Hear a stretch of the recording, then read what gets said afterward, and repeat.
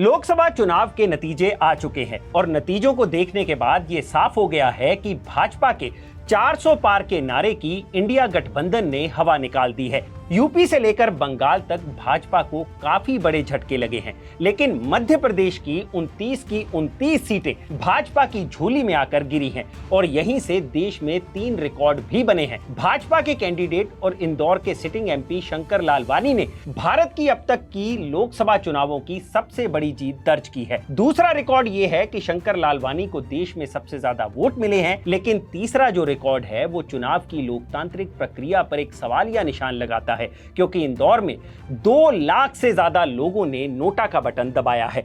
लेकिन लोगों ने नोटा आखिर चुना क्यों? तो चलिए इस वीडियो में बात करते हैं इंदौर लोकसभा सीट की, और साथ ही इस बारे में भी बात होगी कि इतने ज्यादा वोट लेने के बावजूद भी शंकर लालवानी की ये जो जीत है वो फीकी क्यों रह गई है।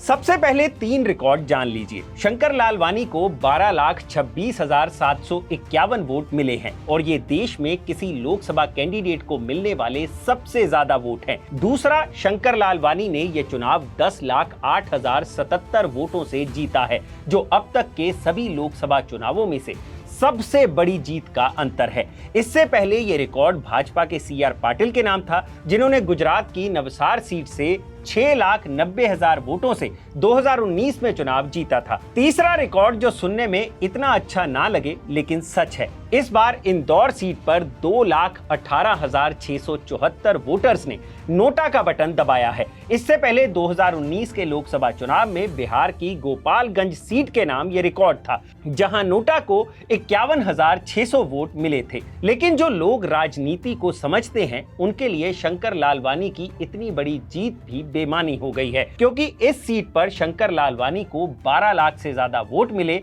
तो उनके बाद दूसरे नंबर पर रहे BSP के संजय, जिन्हें सिर्फ 51,659 वोट मिले। लेकिन कांग्रेस कहां गायब है? तो भैया बात यह है कि कांग्रेस ने इंदौर शहर से अक्षय कांति बाम को अपना कैंडिडेट बनाया था, लेकिन 29 अप्रैल को कांग्रेस के साथ इस सीट पर ही खेल हो गया, क्योंकि उनके कैंडिडेट अक्षय कांति बाम ने ऐन मौके पर अपना नॉमिनेशन ही वापस ले लिया था, जिसके बाद कांग्रेस की तरफ से इंदौर में कोई कैंडिडेट ही नहीं बचा और भाजपा को सीधे वॉकओवर मिल गया। हालांकि नॉमिनेशन वापस लेने के बाद अक्षय बाम की एक फोटो भी वायरल हुई थी, जिसमें वो भाजपा के नेता कैलाश विजयवर्गीय के साथ उनकी ही गाड़ी में बैठे नजर आए थे और उन्होंने भाजपा ज्वाइन कर ली। अब ये जो नोटा का रिकॉर्ड है ये भी कांग्रेस की ही देन है, क्योंकि कांग्रेस ने इसके बाद इंदौर में एक मुहिम चलाई और लोगों को नोटा का बटन दबाने का आग्रह किया था, और इसी का कारण रहा कि इंदौर में नोटा को पड़े वोटों ने सारे रिकॉर्ड तोड़ दिए। हालांकि यहाँ ये भी जानना चाहिए कि कांग्रेस इंदौर में जीत के बारे में नहीं सोच रही थी, क्योंकि इंदौर सिटी के कांग्रेस प्रेसिडेंट सुरजीत चड्ढा ने उस वक्त द हिंदू से बात करते हुए ये माना था कि कांग्रेस इस सीट पर 3.5 से 4 लाख वोट हासिल करने का लक्ष्य लेकर चल रही थी, लेकिन भाजपा ने उनके साथ खेल कर दिया। तो कुल मिलाकर बात इतनी है कि शंकर लालवानी ने रिकॉर्ड जीत तो दर्ज कर ली, लेकिन इस रिकॉर्ड के कुछ खास मायने नहीं रह जाते, क्योंकि मुख्य विपक्षी पार्टी ही मुकाबले से बाहर हो गई थी।